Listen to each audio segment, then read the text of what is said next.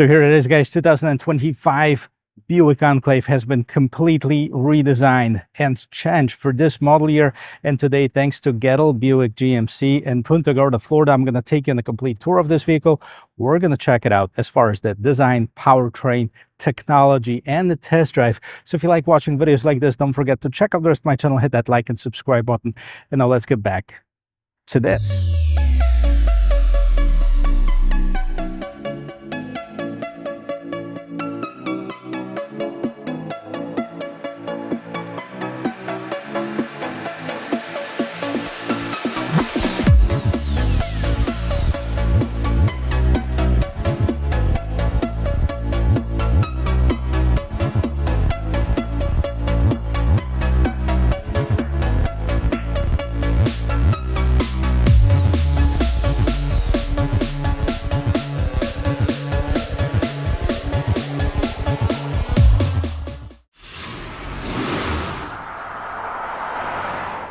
It is a big year for GM. So first we had the Traverse, then Acadia. Now we have the brand new Buick Enclave.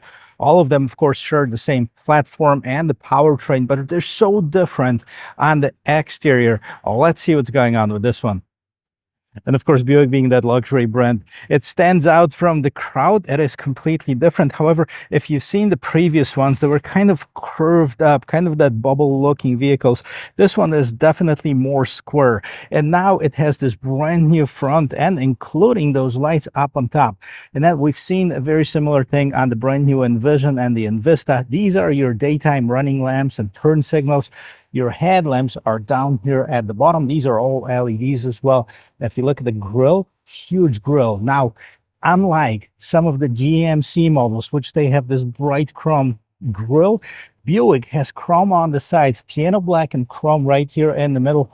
We have the front view camera, the tri-shield badge from Buick. Everything at the bottom is finished with piano black with a little bit of chrome at the very bottom of this vehicle. Now, let's pop the hood open and let's see what powers it up.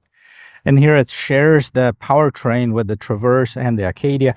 This is the 2.5 liter inline four-cylinder turbocharged engine, 328 horsepower, 326 pound-feet of torque, made it to an 8-speed automatic transmission. This vehicle can be optioned up with the front-wheel drive or all-wheel drive. This is a front-wheel drive. Hood struts, one on each side, of course, and then we have some sound insulation underneath here. By the way, 23 is the combined gas mileage, 20 and 27. Pretty good for this size of a vehicle. And speaking of size, when you look on the side, you see how big it is. It is 207 inches long, 121 between the wheels. So this is your wheelbase. And let's take a look. If you like the color of it, they call it the amethyst gray. It looks really nice on this vehicle. As far as the rims, Avenir comes standard with 22-inch wheels. We have the Continental tires on it with the size 275/45, of course, on 22-inch rim. Avenir on the side, we have a bit more chrome at the bottom of it, but everything around the wheels, everything at the bottom of the vehicle is the same color as the rest of it. As far as the mirrors, we have the turn signals that are built in them. We see the side view camera, and the mirrors are power folding as well. They have the blind spot assist. We have some chrome surroundings of the windows, and yes, you do have the smart entry system on all four doors. So all you have to do is come up to the car and press one of the buttons as long as the key is somewhere on you. Low profile roof rails, and a gas tank is on the driver's side. And of course, big changes. If you look here, this kind of reminds me a bit of a Lincoln with these lights. Now I have them blinking for a reason. I wanted you to see how nice and bright they are, and they glow also once the lights are on. This whole portion glows as well. You have the rear view camera down here, tri-shield badge, another rear view camera for your rear view mirror, and then you have the third brake light.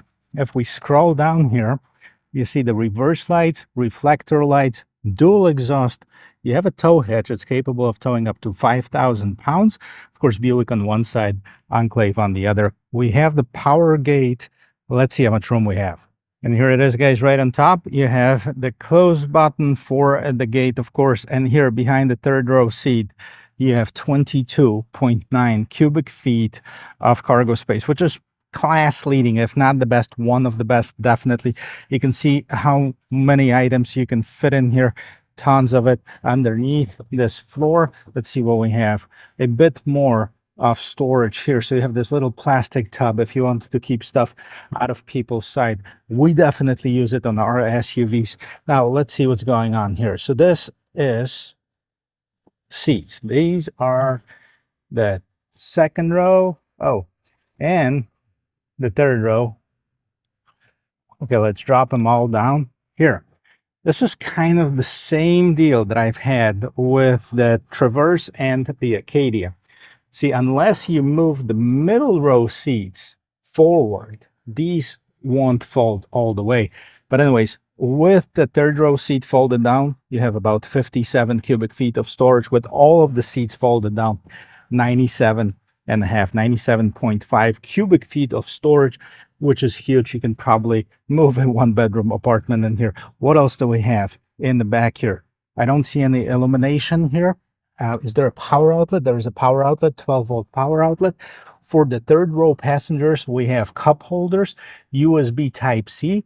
And check this out, guys. They have their own vents to make it nice and comfortable. There's also this big indent right there. So even the taller people should be able to fit comfortably in the third row seat. Well, let's see if it's true. But before we get to the third row seat, let's check out this rear door panel. A lot of premium materials. Let's check this out. This is all soft touch materials. We have the simulated wood grain, polished aluminum trim, Bose Performance Series. This vehicle's got 16 speakers. We have a little bit of perforated leather or leather-like material in here, and the smoked kind of a bronze chrome. At the bottom, you see a lot more storage inside of these doors and another speaker. And here's the seating configuration that we have. First of all, look up there. There's a big panoramic sunroof. The vents are also up there. So in case you're looking for them, the vents for the passengers are up here with the illumination. But the seats, very comfortable. They're very luxurious too. You have the Avenir embroidered inside of here. This is the quilted leather that we're used to a lot of the Avenir models. Captain chairs right here in the back with a pass-through to the back seat, which I'm going to check out for you in just a bit. But let's take a look and see what else is going on. So you have your climate control settings, heated seats right here in the back. You have your own 115-volt power outlet and a bit more storage down here in the middle.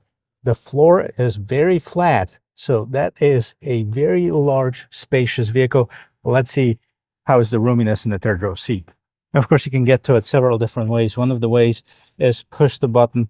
The seat kind of gets out of the way, and here's how much room you have to access this third row seat.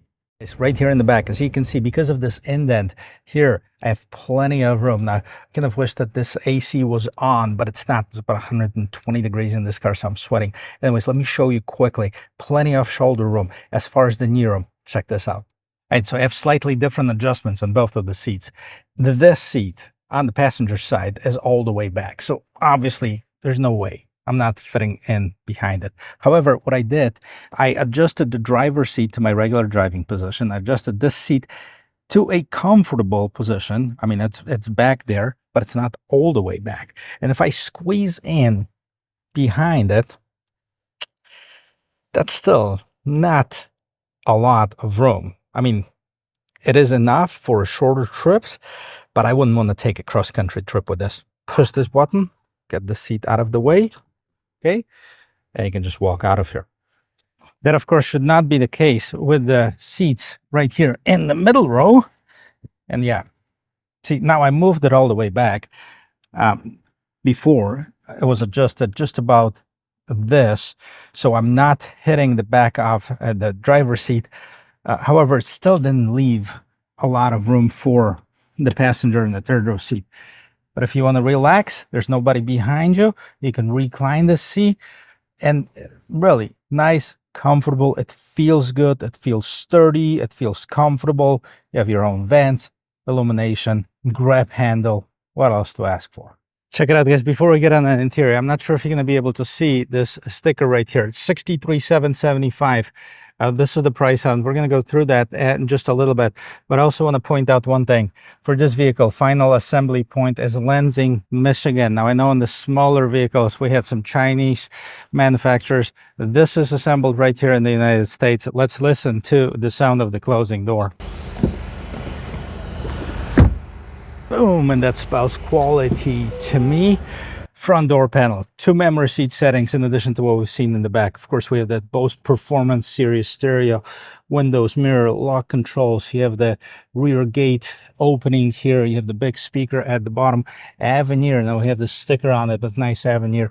Now the seats, massaged, power adjusted, of course, very nice, comfortable Avenir in the headrest. You have the steering wheel that has the power tilt telescoping feature on the left hand side of it. We have the parking brake, different modes. We have the auto hold, turn off that auto start stop button, and then we have the dimmer for the instrument cluster. Underneath here, underneath this floating console, you have the 12-volt power outlet. You also have on top cup holders, wireless charging, a whole lot more. Let me jump inside. I'll show you what's going on here. Here's the interior of this 2025 Buick Enclave. Luxurious, very elegant. You see this polished aluminum trim. You have this perforated leather or leather looking like material. Down here, this is soft as well. You have the contrast stitching at the bottom. Everything is very nicely designed. And we have this massive 30-inch screen in the middle. We'll go through some of the functionality of it in just a little bit. Head-up display. We have the rear view camera mirror. Okay, you can turn this off if you don't like it, but why not use it if it's here? And here is the Buick steering wheel. So the Tri-Shield badge right here in the middle. You can see this vehicle is equipped with this optional Super Cruise. Now we have on the left hand side, let's see what's going on. Here's your cruise control settings. Here's your Super Cruise. You have the pre-collision system. Now on this side, up and down, I believe this is to adjust what's going on inside of the instrument cluster. The heated steering wheel, media. You have several adjustments. Let's get this warning message off. I know it's in transport mode. Yes, I am aware of this. That's why, guys, I'm not going to be able to take it on the long drive just here in this parking lot, but we're going to be able to feel this vehicle. And since I've already test driven the Traverse, since I already test driven the Acadia, I have a good feel of how this vehicle handles since the underpinning are basically the same. So what's going on right here in the screen? Okay, so we can change different views of it. So this is your regular view, understated. You can put your map in here, leaving this portion for the important information such as your speed, your odometer. Here at the bottom you see, we have almost no gas, but 47 miles remaining on whatever's left in the tank. Here's your tachometer, and these are your adjustments here. And let's see what else is going on. HUD, that is your head-up display, and turn this off, turn this on, and you can make adjustments as far as the brightness of the head-up display. Here again, on the right hand side, you have the controls and safety. All right, we're gonna leave it in the regular mode. I accidentally pushed the view turns, which I really don't want to view right now. Here's your demo mode. Here's your Google based infotainment system. I gotta tell you, I don't know, I think I like, not I think, I know I like the Acadia better with this large, horizontal display, but everyone's different. It's basically the same system. Google system. So you have the vehicle status, Google Assistant, Play Store. You have Android Auto, Apple CarPlay, camera. Let's take a look and see what's going on here. Oh, come on. Such a little display for such a big screen. Now the camera is a good quality. I mean, there's no question here. Here's your overhead camera. Here's your sides, top-down guidelines, etc. as far as your settings. Now, let's see if anything happens if I put it in reverse. Is it going to be any bigger? No. How about settings? Can we change this to full screen? No. Okay. Sad. This is your front view camera. This is your rear view camera. Side, hitch. That's it. A little disappointing, to be honest with you. Put it in park. Let's get out of this camera mode. Close this. So you have the Alexa. Of course, you can tow up to 5,000 pounds, settings, connections, vehicle notifications, apps, daytime display. And go back to your home screens. Ambient lighting. I'm yet to find one, honestly. I mean, it says blue. Okay. Help me out, guys. Maybe you can see it.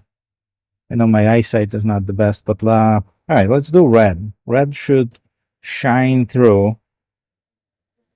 Okay. Brightness all the way up here. And maybe turn the lights on. Maybe it's going to come on when the lights are on. All right. The lights are on. We turn them to auto. Okay. And I still don't see it. I have to come back at night to see how this ambient light looks like. Back to the main screen, auto park assist, climate control. All right, so hit that climate control button.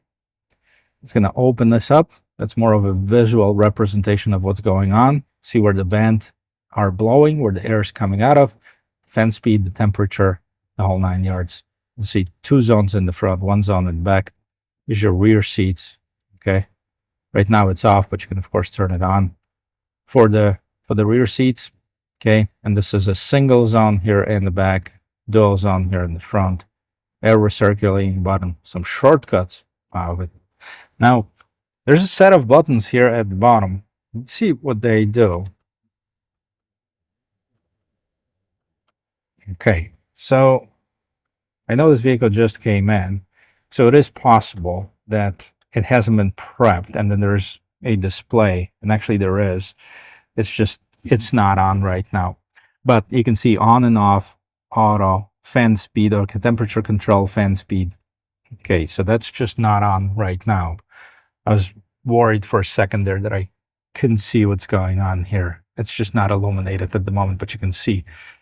And down here, you have, of course, a set of vents, your volume and power button, a huge charger for your phone, big cup holders. Okay. Underneath here, you have a shelf. When you remove it, look at this. It's almost like a 5-gallon bucket. You can put stuff in here. Moving up on top, we've seen this rear view mirror, digital mirror. We also have this huge panoramic sunroof.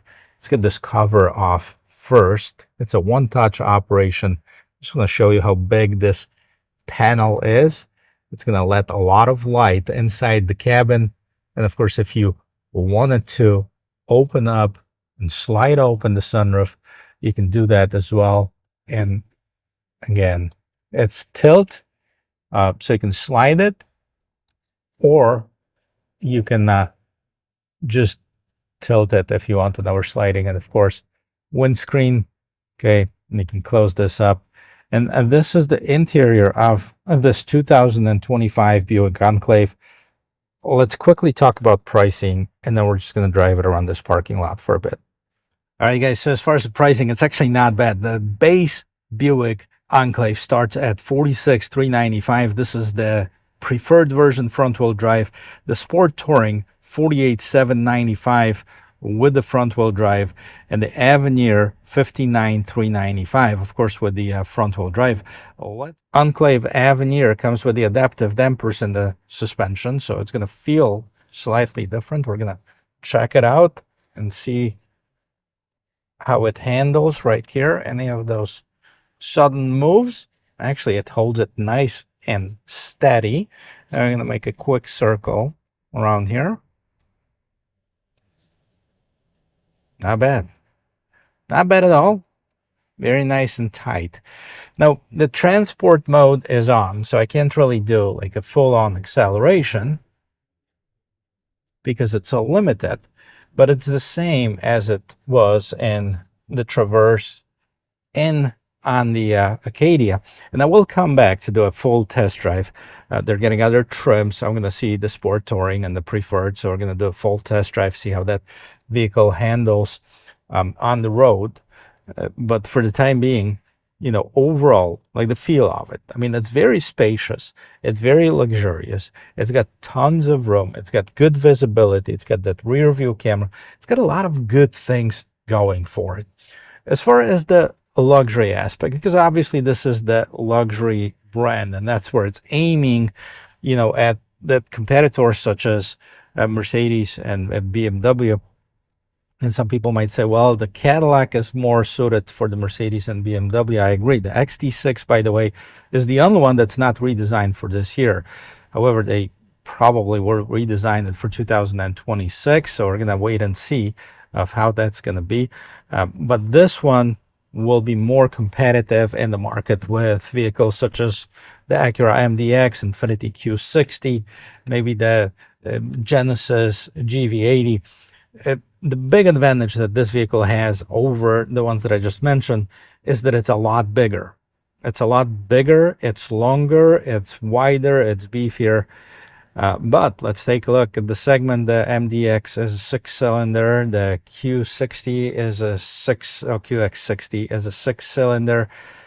The Genesis is available with a 6-cylinder. It comes with the 4, and this one is only available with the 4-cylinder engine. So I guess, time will tell of how these will sell.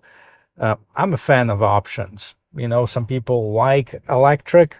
Let them have an electric option. Some people like 4 or 6, especially that company as GM. They have all these engines that are already developed. So there's no going to the drawing board and starting from scratch. They already have the stuff. Let's just put it in this car and see how it will do. Well, guys, thank you very much for watching. I hope this video is helpful. I hope you learned 1 or 2 things. And if you did, don't forget to check out the rest of my channel, hit that like and subscribe button, and I'll see you in my next video. Cheers.